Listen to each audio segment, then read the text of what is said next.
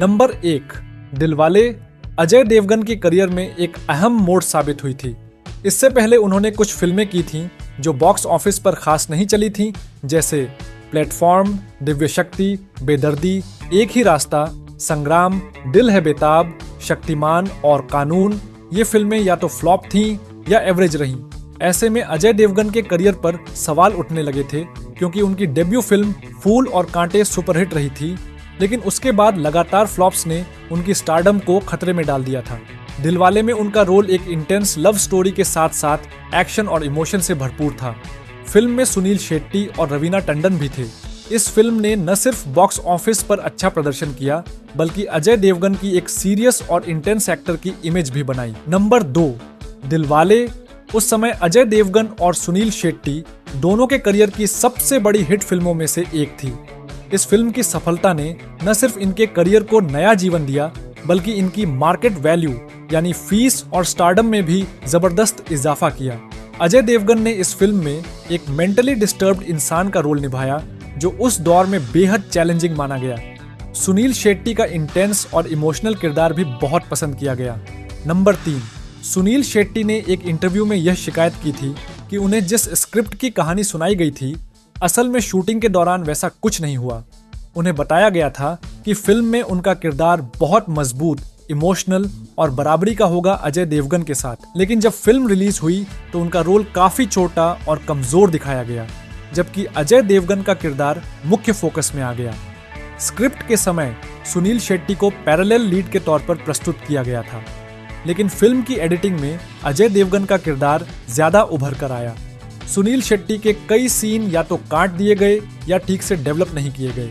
सुनील शेट्टी को लगा कि उनके साथ स्क्रिप्ट लेवल पर धोखा हुआ है।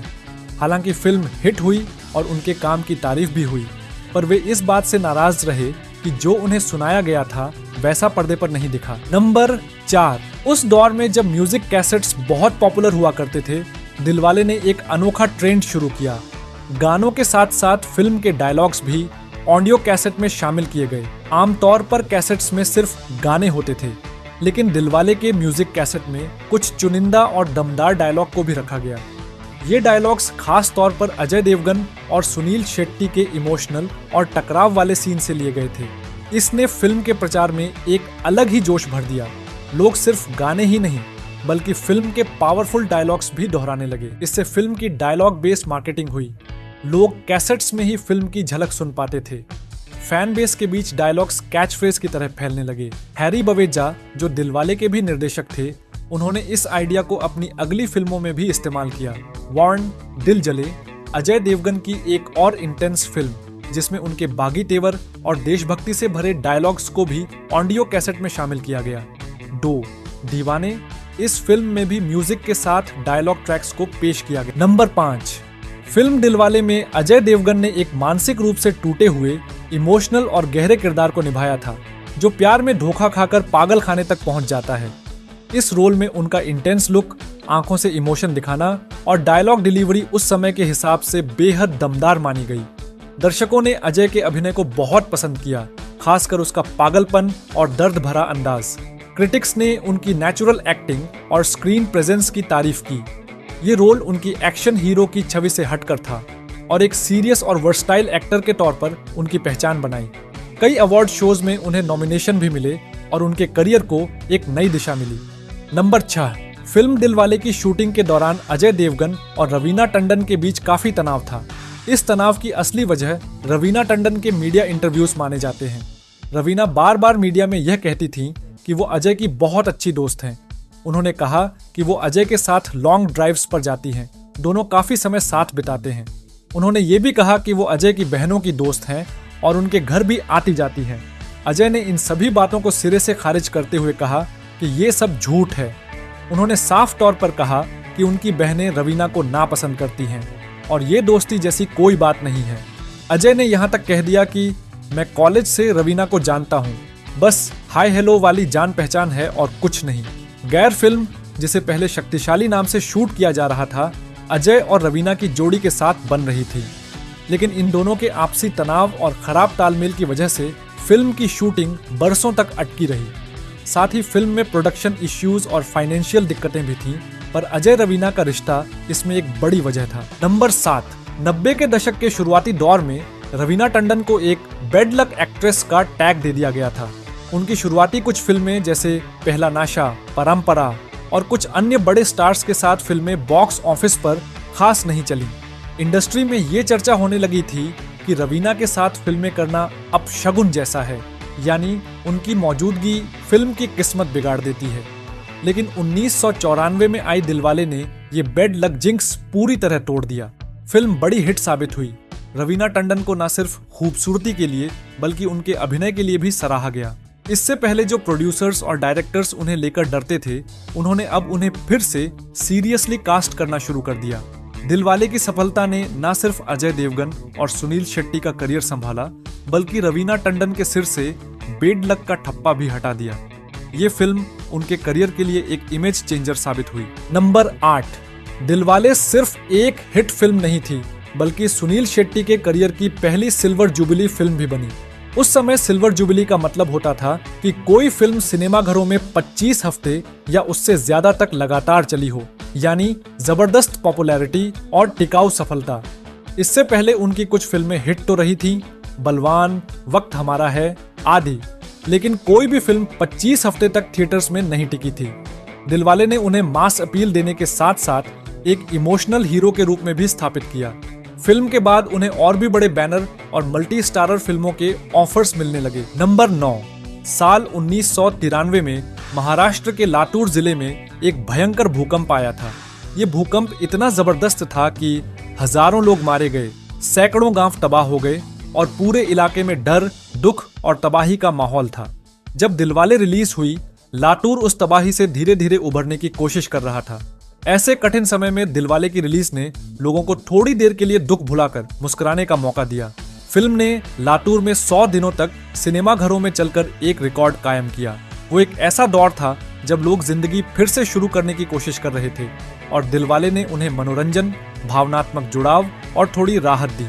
ये दर्शाता है कि सिनेमा सिर्फ मनोरंजन नहीं, बल्कि भावनात्मक सहारा और सामाजिक जुड़ाव का भी जरिया बन सकता है।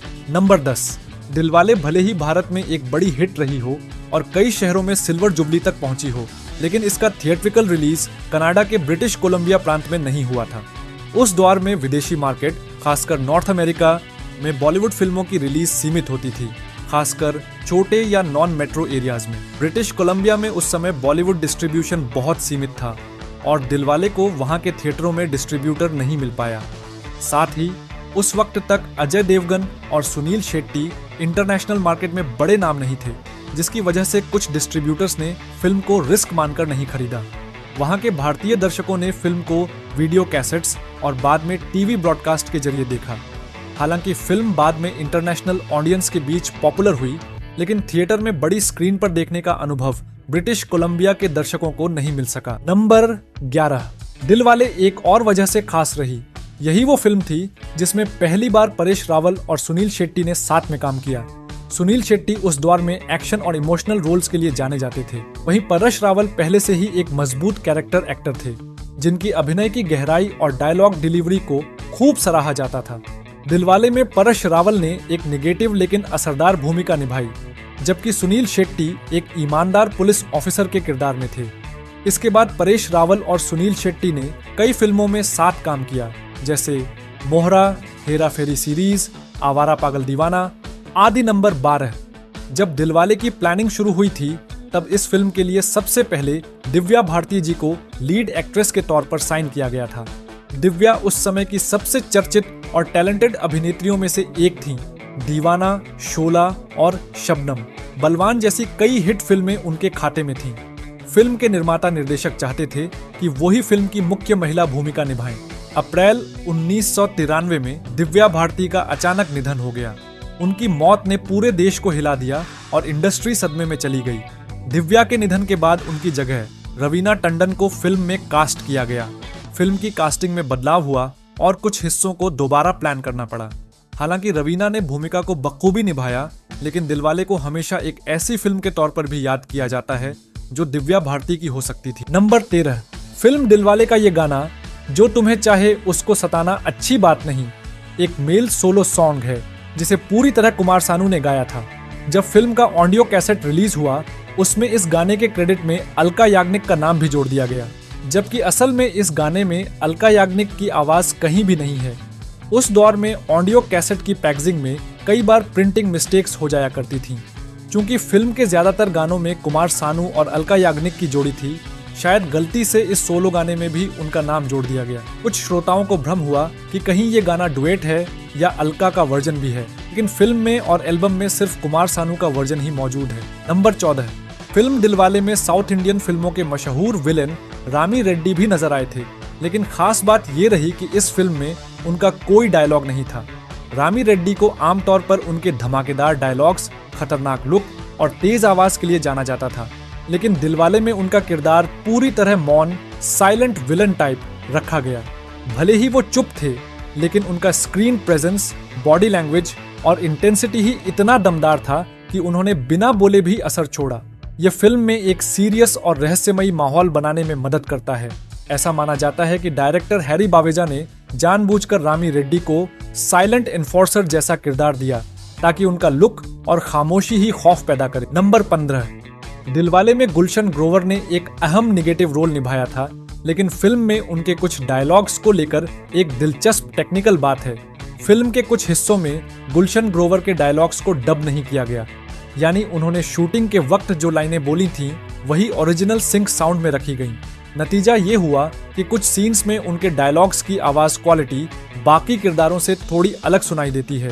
उस दौर में डबिंग आम तौर पर हर एक्टर के लिए पोस्ट प्रोडक्शन में की जाती थी, लेकिन या तो समय की कमी रही होगी या कुछ सीन इतने रियल लगे होंगे कि डायरेक्टर ने उन्हें जैसा का तैसा ही रख दिया। एक संभावना ये भी है कि वो सीन आउटडोर या एक्शन हेवी रहे होंगे, जहां दोबारा डब करना मुश्किल या कम प्रभावी लग रहा हो। नंबर 16, दिलवाले फिल्म जब बन रही थी तो इस फिल्म में जो अजय देवगन वाला रोल है वह करण राजदान ने शाहरुख खान के लिए लिखा था। शाहरुख खान को इस फिल्म की कहानी भी बहुत पसंद थी, मगर शाहरुख खान ने इस फिल्म को करने के लिए एक शर्त रखी थी। उन्होंने कहा था कि इस फिल्म के एंड में हीरोइन जो है वह दूसरे हीरो को मिलनी चाहिए। करण राजदान ने शाहरुख खान से कहा, यार तुम मुझे क्यों पब्लिक से जूते पड़वाना चाहते हो? मतलब एक आदमी जो पूरी तरह प्यार में पागल हो जाता है और तुम चाहते हो कि मैं एंड में हीरोइन दूसरे एक्टर को दे दूं। करण राजदान ने शाहरुख खान की यह बात नहीं मानी और शाहरुख खान ने यह फिल्म करने से मना कर दिया। इसके बाद करण राजदान अजय देवगन के पास गए और उन्होंने अजय देवगन से कहा, यार ये पागल वाला रोल जो है वह तू कर ले। अजय देवगन ने कहा, ठीक है मैं कर लूंगा। अजय देवगन इस फिल्म में पहले सुनील शेट्टी वाला रोल निभा रहे थे। इस तरह यह रोल अजय देवगन को मिला था। नंबर 17, दिलवाले फिल्म में जो सुनील शेट्टी वाला रोल है वह पहले ऑफर किया गया था अक्षय कुमार को, लेकिन अक्षय कुमार ने इस फिल्म में काम करने से मना कर दिया था क्योंकि वह अजय देवगन के साथ उस टाइम पर सुहाग फिल्म में भी काम कर रहे थे। इसी वजह से उन्होंने इस फिल्म में काम करने से मना कर दिया था। अक्षय कुमार के मना करने के बाद यह रोल सुनील शेट्टी को दिया गया था।